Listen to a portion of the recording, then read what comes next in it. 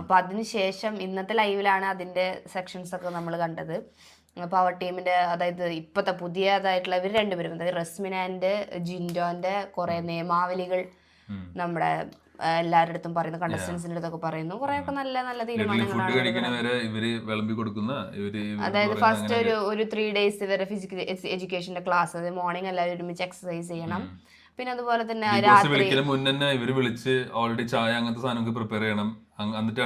Morning നേരത്തെ എണീക്കണം. പിന്നെ അതുപോലെ തന്നെ ഫുഡ് ഇവർ തന്നെ സെർവ് ചെയ്യും. കാരണം അങ്ങനെ ഫുഡ് കിട്ടാത്ത കുറെ പ്രശ്നങ്ങളുള്ള കാരണം അത് സെർവ് ചെയ്യും. പിന്നെ അതുപോലെ നൈറ്റ് ഇരുന്ന് ഒരുപാട് സമയം ടോക്ക് വേണ്ട.